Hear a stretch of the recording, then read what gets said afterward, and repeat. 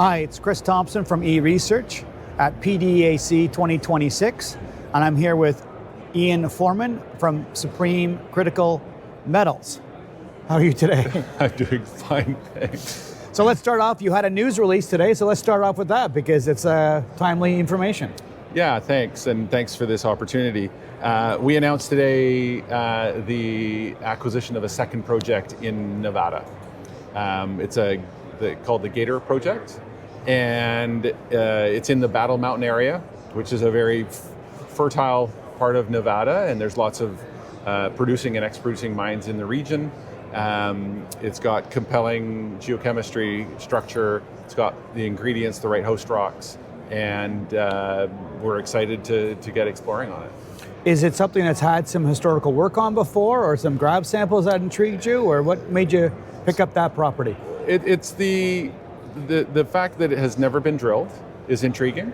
The fact that it has all of the key ingredients to having a classic Nevada-style disseminated gold deposit hosted there, and we're going to have to do some good work, but the target there is a large mineralizing system. Okay. If it's there, it's not going to be 100,000 ounces. Yeah. If it's there, it's going to be a considerable deposit, and so it's an intriguing target. And when you said second, that means you have a first with Jericho, and so correct. What are you doing on Jericho, or what's Jericho all about? So we've had Jericho now for a couple of months. That was our first entry into Nevada.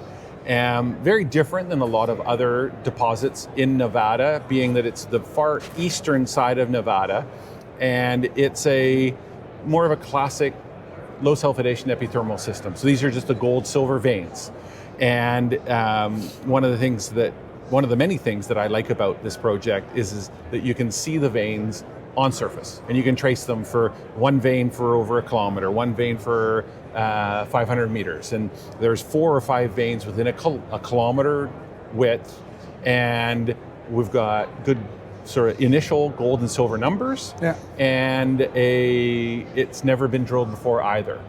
So all of those add up to a pretty exceptional early stage exploration project. Was that an area that had some work done on it before, like some small mines? So there's some small test pits and a small mine. From our research, mining might have been done in the sort of late 1800s, early 1900s, but we're unaware of any modern exploration that's been done on the property. And the third project that you have in your company is in BC. So. Correct. So that's the Silver Vista project, and it's just north of Smithers, which is the sort of the center of the province, and it is a sediment-hosted copper-silver project, and that's had some drill holes previously. The key drill hole there was a 48-meter hit of 46 grams silver and 0.6% copper, which is a pretty sizable intersection for that style of deposit. Yeah. So you raised a little bit of money recently. What are you going to use the money for this year? So we have hard dollars and we have flow-through funds. The flow-through funds are earmarked to Silver Vista. We're in the process of permitting a drill program. With that permit in hand, we anticipate drilling in the second half of this year.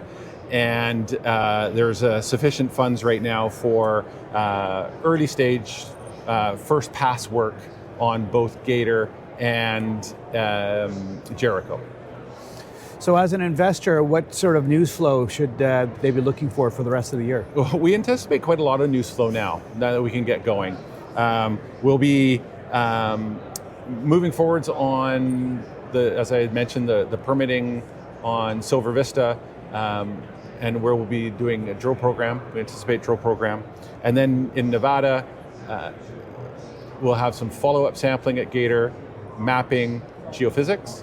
And at Jericho, we're going to do a lot of sampling.